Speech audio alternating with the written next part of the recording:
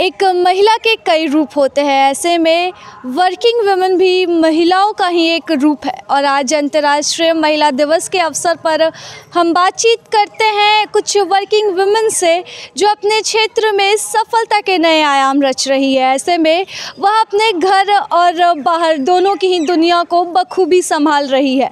तो हम बातचीत करते हैं उनसे और समझते हैं कि उनके लिए नारी सशक्तिकरण के क्या मायने हैं।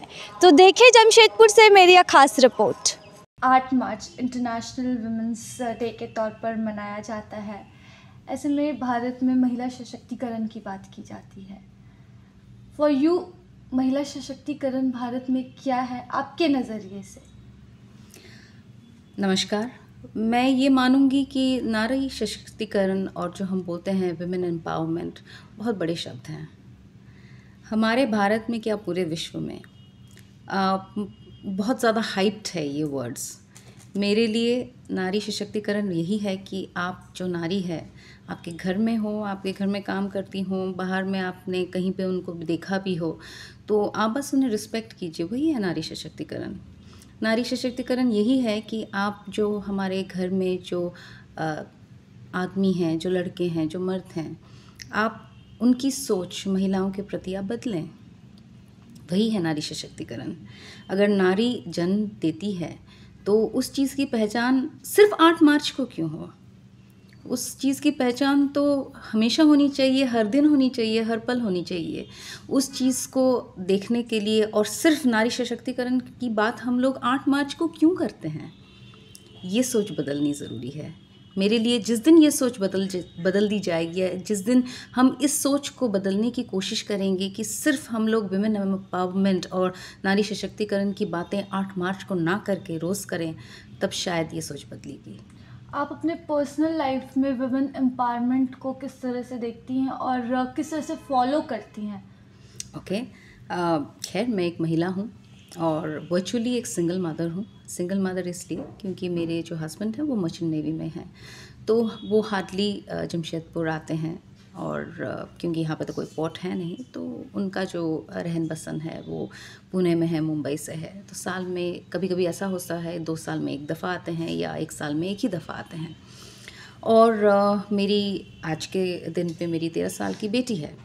और जैसे कहते हैं ना, चैरिटी बिगिंस एट होम। आप कोई भी चीज़ करें उसकी शुरुआत आपके अपने घर से होनी चाहिए। तो मैंने भी देखा, भी इतनी बड़ी बड़ी बातें होती हैं ना, नारी सशक्तिकरण और विमेन एम्पावरमेंट, तो एक छोटी सी पहल, छोटा सा प्रयास ये मैंने भी अपने घर में किया। वो ऐसे जब हम फैमिली की बात कर रहे थे और एक बच्चे की चाह हमने रखी, तब मेरा और मेरे हस्बैंड का एक पैक्ट हो गया था, एक समझौता हो गया था कि अगर बेटी हुई so the buck stops rolling there, और अगर बेटा हुआ तो शायद एक बेटी के लालच में मैं एक बच्चा और शायद करूँगी। लेकिन बेटी हो गई, मैं बहुत खुश हूँ and I am very happy. और एक और बात जो मैंने अपने से की है, कुछ लोग शायद इस चीज़ को माने न माने, या बहुत लोगों ने बहुत कुछ कहा भी इसके बारे में, लेकिन मेरी बेटी को मैंने कोई सरनेम नहीं दिया। मेरा नाम सुकन्या दास है, मेरे हस्बैंड का नाम समीर चड्ढा है। So we could have given her either of the surnames, लेकिन मैंने उसको कोई सरनेम नहीं दिया। उसका नाम लावण्या आन्या है और मैं ये चाहती हूँ कि वो अपनी आइडेंटिटी, अपनी पहचान खुद बनाए, ना कि वो किसी सरनेम की मोहताज हो।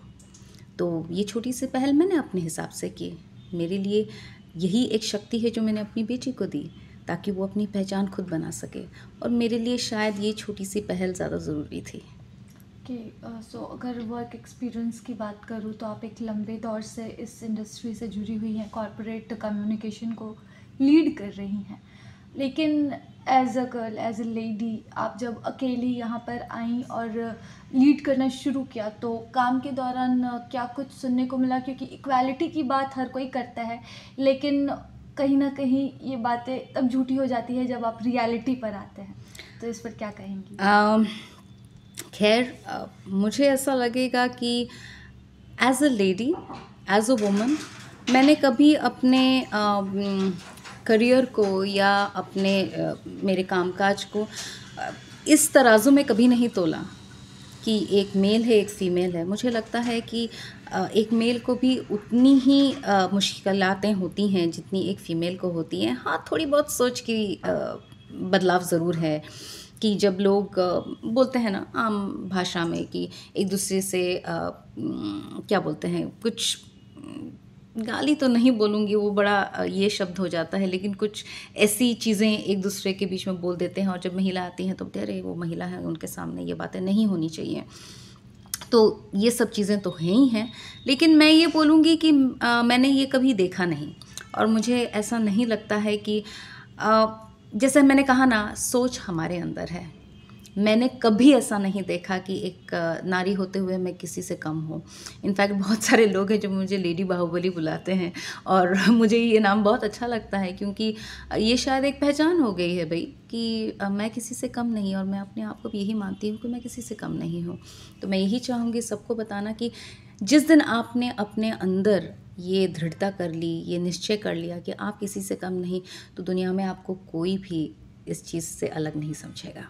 ओके, मेरा मैसेज ये रहेगा, ये सिर्फ लेडीज़ के लिए नहीं है, ये पूरे जो लोग मुझे सुन रहे हैं उनके लिए है। Do not think of just 8th March as women's day. Okay, respect women, tell them your thoughts, उनकी भावनाओं की कदर कीजिए, उनको अपनी पहचान बनाने दीजिए और सिर्फ एक 8 मार्च का वेट मत कीजिए पूरे साल में 365 दिन में कि भाई 8 मार्च कब आएगा और हम औरतों की इज़्ज़त कब करेंगे। तो इसका इंतज़ार मत कीजिए। मैं बस यही कहना चाहूँगी, अपने अंदर की शक्ति को पहचानिए और मैं जितने भी हमारे भाई बंधु हैं उनको बोलूँगी कि आप औरतों की सिर्फ शक्ति को मत पहचानिए, उनके जो अंदर का जो डिटर्मिनेशन है, उनका विश्वास है, उनको आप रौंदिए मत, उनको खोने मत दीजिए। क्योंकि अगर आप उस चीज़ की पहल नहीं करेंगे तो हम एज़ अ सोसाइटी हम आगे नहीं बढ़ पाएंगे। तो हमें भी आगे बढ़ने दीजिए अपने साथ, बिकॉज़ वो बोलते हैं ना, 2 equal halves make a whole. आपके बिना हम कुछ नहीं और हमारे बिना आप कुछ नहीं। जब तक इस फ़र्क को आप नहीं पहचानेंगे तब तक कोई भी एक दूसरे के साथ नहीं चल पाएगा और आगे नहीं बढ़ पाएगा। तो मेरा मैसेज यही है, साथ चलिए, आगे बढ़ते रहेंगे। अगर एक दूसरे के पीछे रहिएगा तो फिर कभी आगे नहीं बढ़ेगा। 8 मार्च ऐसे ऑन पर्सनल लेवल खास नहीं है, but after working in the corporate sector और जो इंडस्ट्रियल सेक्टर्स में मैं काम की हूँ, this day is celebrated by the management and they do lot of programs for the women folk to just highlight that women are as important to them in the workplace as the male counterparts. So that is a good feeling, I will say. ये realisation की ज़रूरत क्यों पड़ती है यहाँ पर? Because still there is a lot of gap between the number of women working in especially a private sector and the male. So that gap is to be breached by the company people or the management. So I feel by encouraging these kind of activities, they are looking forward for more of women participation or coming into this field. Okay, so field work करते हुए आपको क्या realise होता है? आप पूरे department को lead करती हैं, हेड करती हैं, ऐसे में क्या कुछ वाक़या रहा या फिर कुछ ऐसा जो आपने फेस किया हो कि एक लेडी लीड कर रही है, ऐसा कुछ? Yes, for a lady, when a lady is leading the field, ये बड़ा एक चैलेंज रहता है, not from just your department people, because जैसे मैं हॉर्टिकल्चर में हूँ, I work with different categories of people belong to different strata of society, so all don't have a very positive mind set and वही चीज़ एक senior management level पर रहती है कि whether she will be able to cope up and perform. So एक psychological pressure तो रहता ही है. जैसे मेरा एक but nowadays management is so means cooperative and they if they stand with us and they are standing with the ladies, so you can sail through. ये सवाल क्यों रह जाता है कि ये कर पाएंगी कि नहीं? बिकॉज क्योंकि हम जब सोसाइटी से डील करते हैं, बिकॉज हम we are not dealing with a group of the intellectual group. हम लेबर से डील करते हैं, हम कॉन्ट्रैक्ट वर्कर्स से डील करते हैं, कॉन्ट्रैक्टर्स से डील करते हैं. They are all varied group of people with varied mind sets. तो वहाँ पर रहता है कि how we will cope up. But I think as a lady I am in a better position to cope up than a male counterpart. बिकॉज हम घर से जो चीज़ रहती है ना, हम बहुत चीज़ एडजस्ट करके, बहुत चीज़ें हम घर से ही सीख कर आते हैं कि how we can understand people, how we can adjust with those people. But मेरे को एक ही चीज़ ये होता है कि we can adjust but we should never compromise on things. We should have our own set of ideologies, our own set of thinking, और हमारी अपनी एजेंडा होनी चाहिए and we should not deviate from that. So we should not compromise. we can do some adjustments. सो एक strong message जो कि working class ladies को आप देना चाहती है अपनी तरफ से. Believe in yourself and do your level best, and you should learn to have a clear demarcation between your personal life and professional life. That is very important. When we come to the office, you should think about how to take care of your office and keep your personal life at a back seat. In the same way, whenever you are going back home, you should focus on your home. You should not carry your office work to home. If you can, have a clear demarcation between your professional and personal life, you will have a better life. मेरा नाम उमा है और मैं जुस्को में quality assurance group में हूँ, और मैं जमशेदपुर में जितना वाटर सप्लाई एंड ऑल उस क्वालिटी का मैं ध्यान रखती हूँ.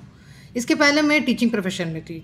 मेरे को जुस्को में आके as a quality assurance person 15 साल हो गया है. इसके पहले I was into teaching. As a teacher मेरा जो लाइफ था it was more with students. और यहाँ जो है it is more with, it's a man oriented world. It's more of I'm surrounded with people of all categories, and I'm more with around with me men and all. So international women's day celebration का ये है कि मतलब ये ऐसा होता है कि लेडीज़ के लिए कि हमको ये दिखाना है कि हमारे लिए एवरीडे इज वुमेंस डे. ऐसा क्यों होता है कि 8 मार्च को ही करना है? We are ourselves, we have proved ourselves that we are very good at everything and we can do it, right? So why only 8th of March? Why not any other day? All days rather, in fact.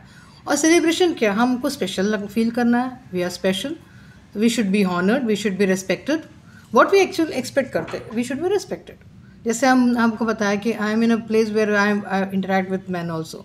सो ये ना करें, ये ना सोचे कि ये तो एक लेडी है तो इससे ये नहीं होगा, उससे वो नहीं होगा. ऐसी बात नहीं है. हम तो सब कुछ हो जाएगा. हमको ये मौका दीजिएगा करने का, हम सब करके दिखाएंगे आपको. एज अ वर्किंग वुमन आप जब फील्ड पर रहती है तो क्या कुछ इक्वालिटी की बात की जाती है यहाँ पर? तो इक्वालिटी को आप कितना एक्सपीरियंस कर पाती है वर्किंग फील्ड पे? हाँ देखिए, जैसे अगर हमें कोई ऐसा टाइम आता है कि हमें फील्ड में जाना है या शॉप फ्लोर की तरफ जाना है, तो ज़रूर से हमें बोला जाता है कि इनका तो वर्किंग आवर 9 to 5 है, तो ये इसके आगे काम नहीं कर पाएगी. और जैसे 6 बजे के बाद तो फैक्ट्री रूल्स है, ये है, इनको रोक नहीं सकते हम लोग, तो इनसे होगा नहीं. अगर कोई प्रॉब्लम होता है, कोई ब्रेकडाउन, कोई शटडाउन होता है, इनको बुला नहीं सकते नाइट ड्यूटी पे या नाइट शिफ्ट पे. तो ये सब फीलिंग्स है, ये सब अभी है लोगों में कि इसको शॉप फ्लोर का ड्यूटी मत देना, इसको ये मत देना, because they know there are some limitation with the ladies.